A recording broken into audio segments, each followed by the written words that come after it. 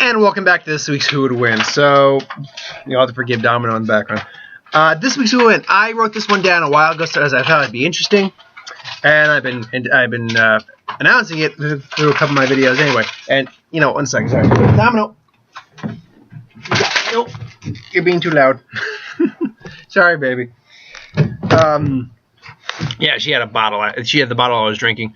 Anyway. It was empty, so I gave it to her. She likes to chew on those things. Anywho, so X-23 versus Dakon. Now, this is one that popped into my head because I thought it'd be interesting to pit the offspring, the mainstream one. There was the Wolverine Goes to Hell one where he was like all his illegitimate children and all that crap. We're not going to get into that, but it's book series that run. But we had the offspring against it, which basically is the superior X-Men fighter, with the superior mutant in this case.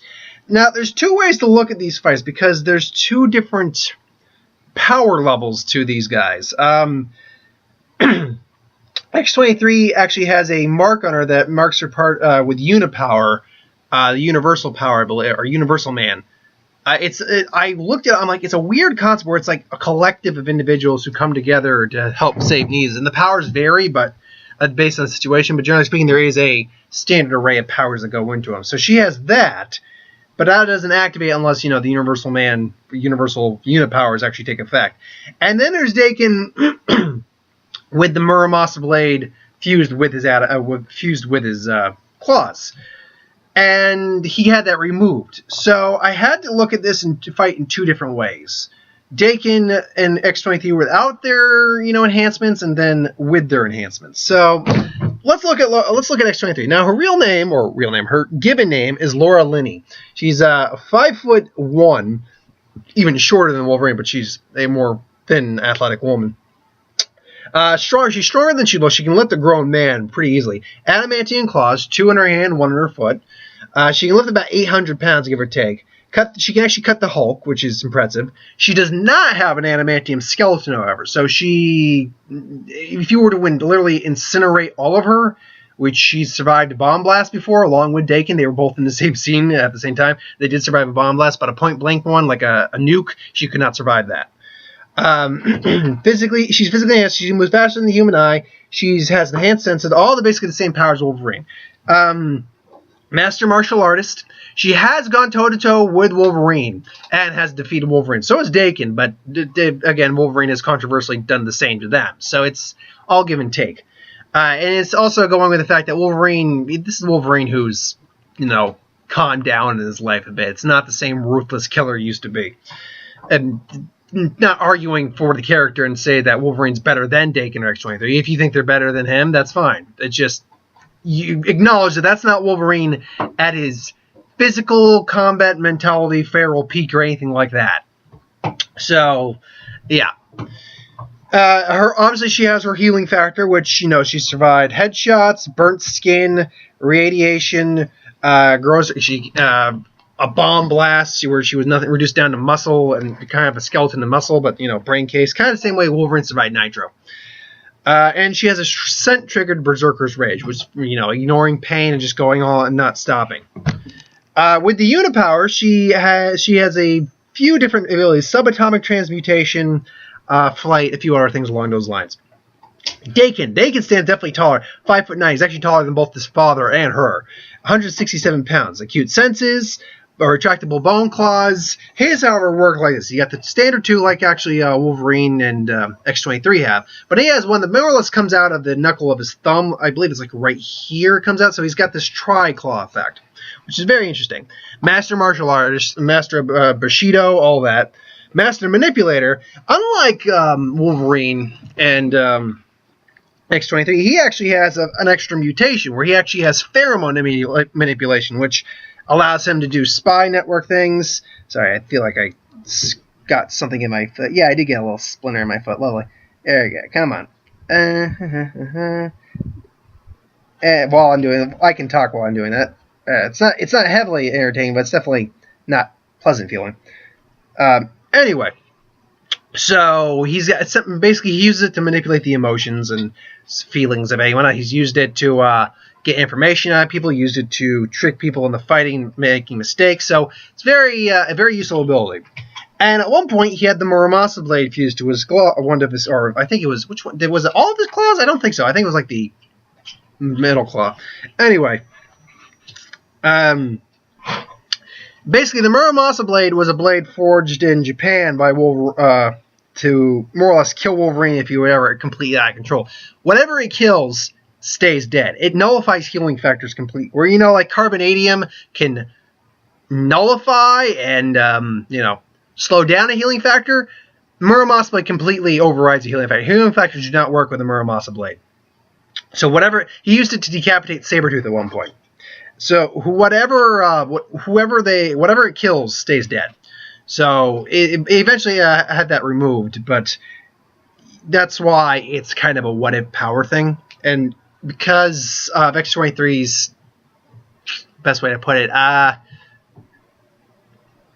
randomness with the power of the unipower doesn't always work. So we have to do two scenarios here. One where they're at their peaks and one where they're not. So, and their peaks obviously is with their enhancements. So in a fight breaking down to them with their enhancement or without their enhancements, I see the fight breaking down like that. Let's say it takes place. In fact, this would be very logical. It might even happen. I don't know if these characters have actually legitimately fought in the I know they've interacted, but I don't know if they've actually legitimately fought in the comics. Well, let's say this takes place after the death of Wolverine.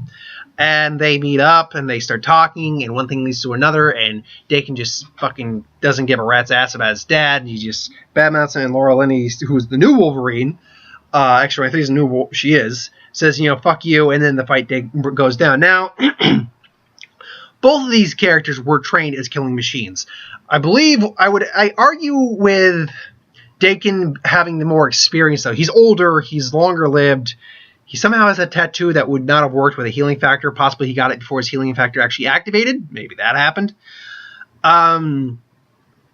But I think he has the more combat experience and just the better hand-to-hand techniques. That's to say, Laura X-23 is not unpredictable and not skilled around. I just think he has the more experience. It's probably going to be, he's going to boom, boom. They're going to just go going back with their claws a little bit. They're going to get some cuts in on each other, but nothing major. However, X-23, and they both know each other too, so it's not like they don't know each other's tricks. Laura Lane has the claws too, so she can do kicks with claws too. But it doesn't really matter because they're both more or less equals in this standpoint right now. The only thing she's really got to edge up on him in terms of just straight out combat is she's got adamantium claws where he doesn't. So she can actually cut his bone claws and just shink and then slice him. But he's more skilled in that regard in terms of the hand-to-hand combat. She's more agile though. She's faster. She's quicker. So she can definitely get into cuts faster and then,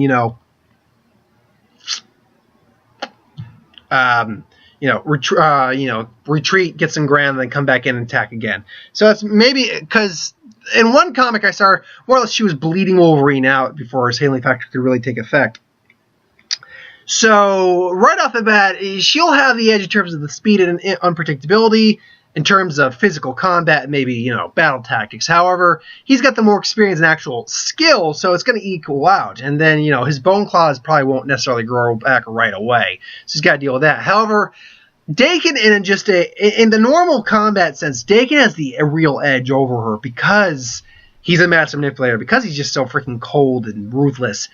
And because he's got the pheromone manipulation. The pheromone manipulation puts him over the edge for her. All he has to do is just trigger a scent-based berserker rage, which he could do easy. She just was going, and then he just take advantage. Him being calm, cool, and collect, take advantage of this berserker who's just, he flips her, breaks an arm maybe resets, but he keeps going back and forth, waits for his bone claws to heal. Maybe just eventually blocks her and then just shoves his fist right into her head and then just gets the claws. That might not kill her, but then he can just separate her head from her body and then done. So I think overall Dakon wins in a non-enhanced fight.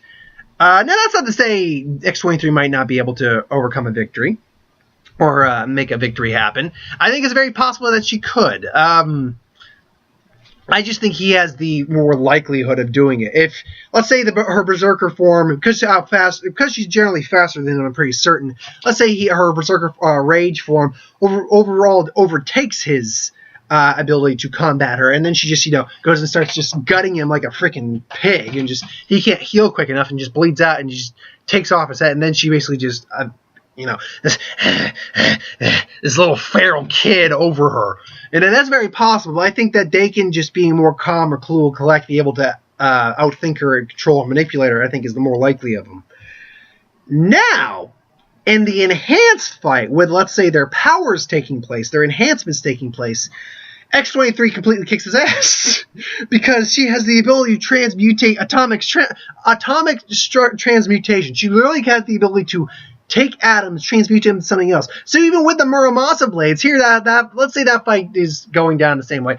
His Muramasa blades come out. All of a sudden, her unipowers take form, and then she just transmute the Muramasa blade and just transmute any of his atomic structure and just kind of maybe melt into a wall or something. So in the scenario where they both have their enhancements and she's got the unipowers going, she completely dominates his ass. She completely melts him to a wall and just beats him, melts him to the ground or something. He can't do a damn thing. So it's a weird thing. In a non-enhanced fight, she stands a shot at winning, but he wins more often than not. I'm saying he wins maybe 60% of the time. In a enhanced fight with their enhancements, she kicks his ass completely. It's 100% win because atomic transmutation is not an ability someone like Dakon or Wolverine or anyone who doesn't have cosmic or matter ability, anything, just a non-physical based, not a physical based mutation can basically comprehend or counteract easily. So it's kind of a moot point. Oh, man. But it's an interesting conundrum when you think about it. So anyway, thanks for watching. I hope you enjoyed. Like, comment, share, subscribe. Again, that's my thoughts on X-23 versus Dakon. 40 to 60 in favor of Dakon in a non-enhanced fight. 100% in favor of X-23 in an enhanced fight. So I hope you enjoyed. Thanks for watching. If you have an idea for who would win, put it in the comments below. I get to them. I do. Ideas for reviews, put it down. Sorry, I'm a little scatterbrained because the dog is here making noise and distracting me. So yes, if you have an idea for who and put it in the comments below, let me know. I'll get to it at some point. Tomorrow I will have a Star Wars video up. I'm honestly debating Jason Bourne at this point because it's the only. I mean, I probably will. I've said I already will, but I'm a little. I want to see it. It looks fine, but I didn't really see much of the other movies, so I'm not necessarily the best person to talk about them. But we'll see. I'll probably end up doing it. Box office on Sunday. I don't know if I got anything else planned this week. We'll find out if more movie news pops up. But anyway, thanks for watching. Hope you enjoyed. Like, comment, share, subscribe, and I will see you down.